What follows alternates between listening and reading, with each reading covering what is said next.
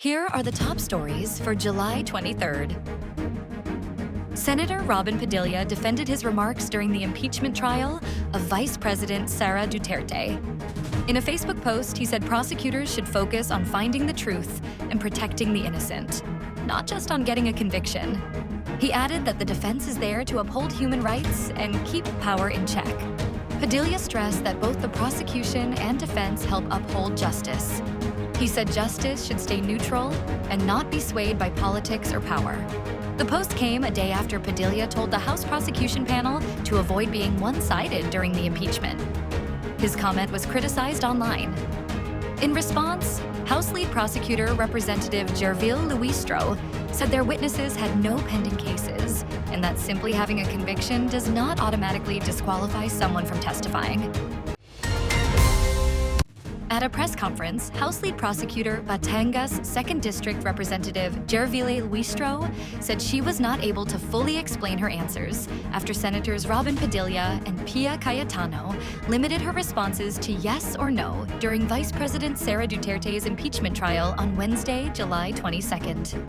Cayetano questioned Luistro on the purpose of presenting the affidavit of confessed hitman Arturo Las Cañas, while Padilla wanted to know if the affidavit was notarized.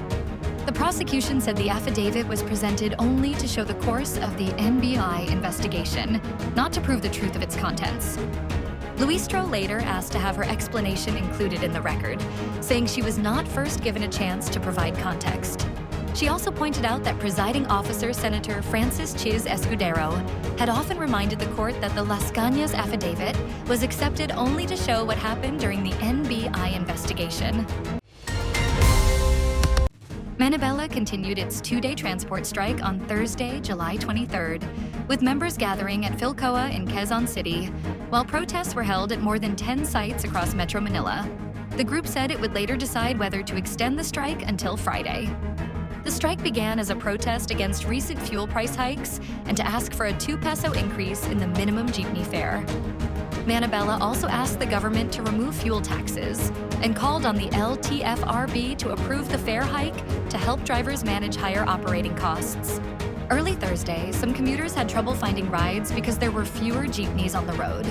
However, transport along Commonwealth Avenue went back to normal later in the morning, as traffic personnel stayed on site to manage the situation. Japan's Foreign Minister, Toshimitsu Motegi, said his country remains committed to working more closely with ASEAN. He called the group central to Japan's free and open Indo-Pacific vision, and said he hopes both sides will become stronger and more prosperous together.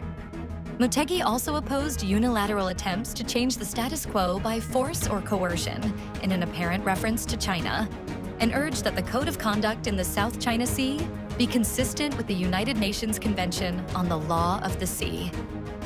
He likewise sought ASEAN's cooperation on North Korea's nuclear and missile programs and the abduction of Japanese nationals, while separately meeting with Mekong countries to strengthen efforts against cross-border crimes and discuss the situation in Myanmar. Tropical depression. Kiyapo is expected to intensify into a tropical storm as it moves closer to Northern Luzon on Friday, July 24th. As of 10 a.m. on Thursday, July 23rd, Kiyapo's center was 830 kilometers east of Northern Luzon, with maximum sustained winds of 45 kilometers per hour near the center and gustiness of up to 55 kilometers per hour. According to PAGASA, Kiyapo could pass close to northeastern Cagayan before moving near or possibly making landfall over the Babuyan Islands on Friday. It may strengthen into a severe tropical storm after crossing extreme northern Luzon and could exit the Philippine area of responsibility by Saturday.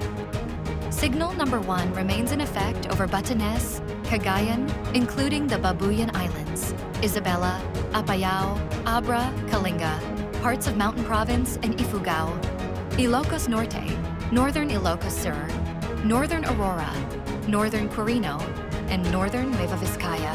If Kiyapo gets stronger, signal number 3 may be raised. Stay updated with the latest news. Visit our website at www.mb.com.ph or follow us on social media. Thanks for tuning in to the Manila Bulletin Daily Rundown.